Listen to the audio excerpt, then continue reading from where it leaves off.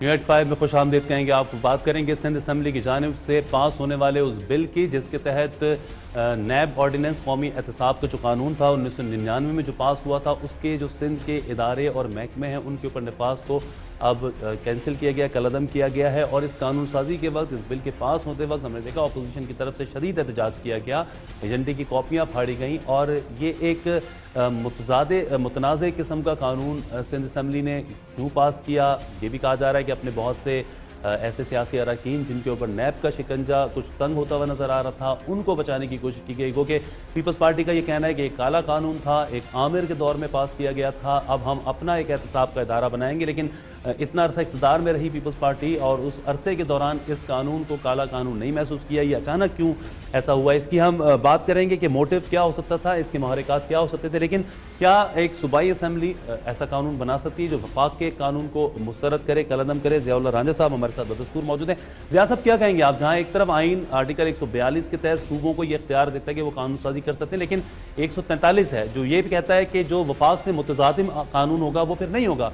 ये क्या सूरत हाल ऐसी हो सकती है कि सिंध असम्बली नैब ऑर्डिनेंस को, जो कि प्रोटेक्टेड एक्ट ऑफ पार्लियामेंट है, उसको कैंसिल कर सकती हो? फरहान साहब, जैसे आपने कहा कि ये तो हमारे आइन के अंदर बहुत वाज़ेह तौर पर ये लिखा हुआ है, वहाँ पे वफाक की और सूबाई हुकूमत की जो डोमेन है लेजिस्लेशन की वो डिटरमिन कर दी गई है। और जहाँ पे दोनों लाज के अंदर कोई कॉन्फ्लिक्ट होगा वहाँ पे भी जो वफाकी कानून है वो प्रिवेल करेगा। और अगर सूबाई हुकूमत जो है वो अपनी डोमेन में भी कानून साजी करती है और वो इन कॉन्फ्लिक्ट विद है फेडरल लॉ, तो फेडरल लॉ वुड प्रिवेल। और अगेन फेडरल लॉ के ये इख्तियार में है कि इवन वो सब्जेक्ट्स जो कि कंकरेंट लिस्ट में, फेडरल लेजिस्लेटिव लिस्ट में और प्रोविंशियल लेजिस्लेटिव लिस्ट में, इवन जो प्रोविंशियल लेजिस्लेटिव लिस्ट की डोमेन में आते हैं, उस पर भी अगर फेडरल गवर्नमेंट कानून साजी कर लेती है तो फिर सूबाई हुकूमत को कोई इख्तियार नहीं है कि वो उसको रिपील कर दे। तो लगता ये है कि जैसे आपने कहा कि जब पीपल्स पार्टी की अपनी हुकूमत थी तो उस वक्त उन्हें इस कानून की बिल्कुल कोई परवाह नहीं हुई।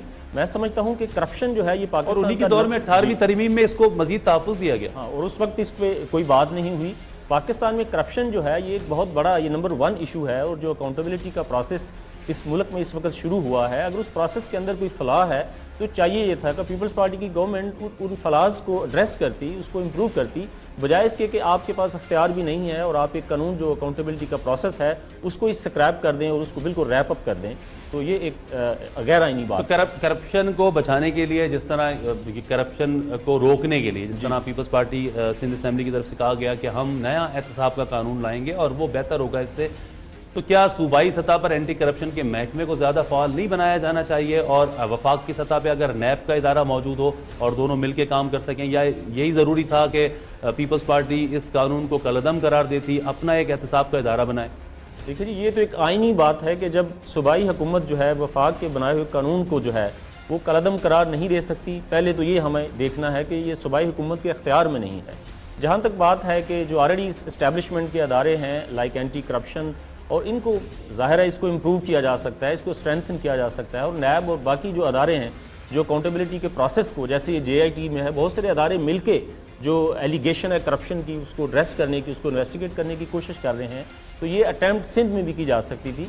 तो जैसे कहा जाता है कि जो डेमोक्रेसी है that is considered to be revenge against the bad governance, लेकिन लगता ये है कि जब सूबाई हुकूमत वफाक के आइनी इख्तियारात के अंदर जो है वो मुदाखलत करती है तो ये it seems to be like a revenge against its own people, कि जब वफाक जो है या जो नेशनल लेवल पे जब करप्शन के इशू को एड्रेस करने की कोशिश की जा रही है और एट द सेम टाइम एक गवर्नमेंट जो है वो उसको रैप अप करने की कोशिश करती है। हम कोई नैब की तारीफ मैं भी नहीं कर रहा कि नैब बहुत अच्छा काम कर भी रहे होंगे, लेकिन साथ साथ बहुत से मामलों में हम देखते हैं कि नैब उस तरह भी फाल नहीं होता। ये मामला अब गवर्नर के पास जाएगा। सिंध असम्बली ने एक बिल पास किया है, गवर्नर खुद वफाक के नुमाइंदे होते हैं। आपको लगता है कि ये चूँकि बहुत से आइनी और कानूनी माहिरीन का ये कहना है कि ये समझ में नहीं आता कि सिंध असम्बली को या सिंध हुकूमत को ये मशवरा दिया किसने है कि जो बुनियादी इतनी सी आइनी और कानूनी मामलात को नहीं समझ सके और ये एक मुतसादिम कानून बनाए, तो क्या गवर्नर भी इसको रोक सकते हैं? और फिर क्या सूरत हाल होगी? दोबारा सिंध असम्बली से पास कराया जा सकता है इसे?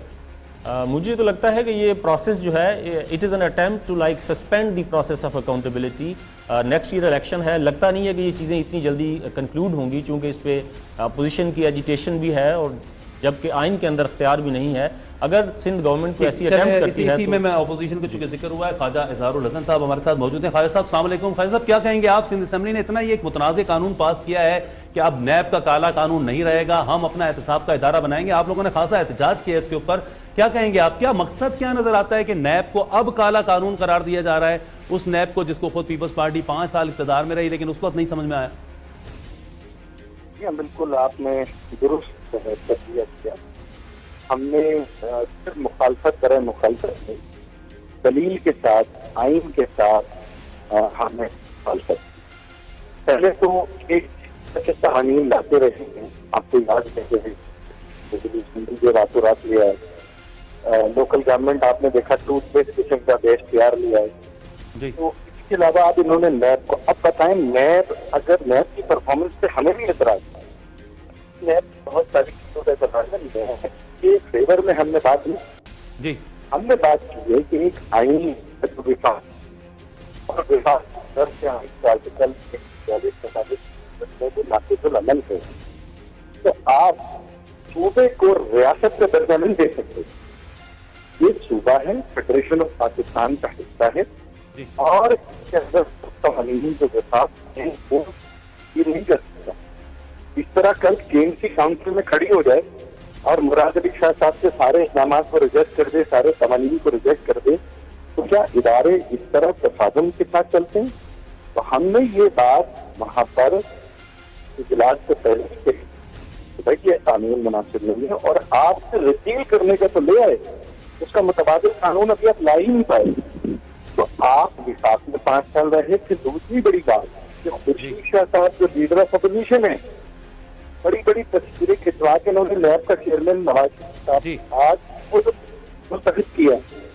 تو آپ ایک طرف تو آئین بات کرتے ہیں، دوسری طرف دوسرے آئین کو بحال کرتے ہیں۔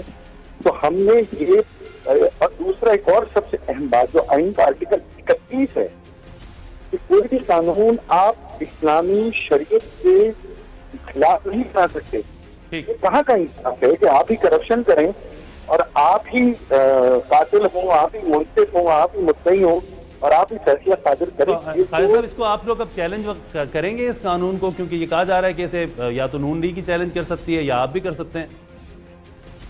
اصولی طور پر وفاق کو اس سے چیلنج کرنا چاہیے، یہاں پر وفاق کا بہت بڑا موقف ہے، لیکن ہم اپنا فرض ضرور ادا کر رہے ہیں، تمام پٹیشنز ہم تیار کر رہے ہیں، ہم انتظار نہیں کریں گے، ہم اپنا فرض جو ہم نے وعدہ کیا ہے عوام سے وہ ضرور پورا ہو۔